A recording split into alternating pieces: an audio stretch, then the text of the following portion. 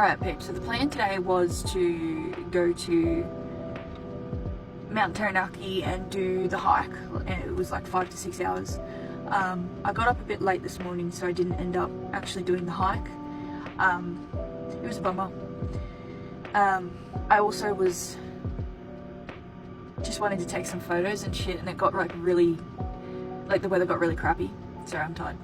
Long drive today. The weather got really crappy, and so I was like, great, like I don't know what to do now. I've wasted like 4-hour trip and I gotta go 4 hours back, like what do I do? So I did some googling, did some research, and I ended up finding the new suspension bridge on the east side of the mountain, I think it is.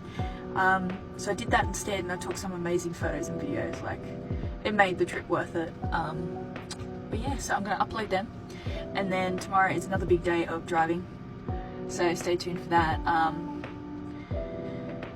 It's a good, in total, anywhere from 8 to 10 hours. So a little bit more than what I did today. So yeah, wish me luck. Alrighty, first stop of the day was Mount Taranaki, and the only, on Pembroke Road. Going towards the suspension bridge, I had to do this little video. I was so happy to finally be able to see it after that letdown of not being able to do the hike. Had to take some weird shots as well. Tried to do that jump thing, it didn't work out.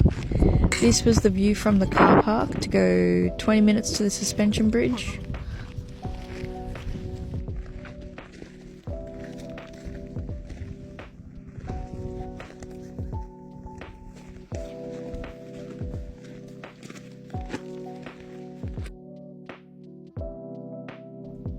The views as you're going up this hill is just incredible, especially of Mount Taranaki. You get some ice on the paths as well, it's pretty cool. It's literal ice.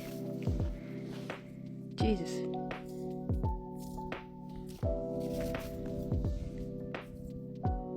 Oh wow.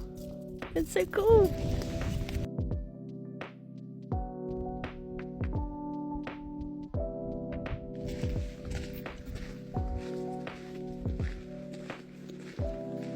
When you see this tunnel, you get very close to the bridge.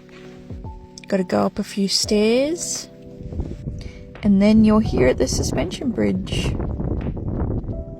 I'm lucky to not have had a really windy day. Even though it wasn't that windy, the bridge was still moving.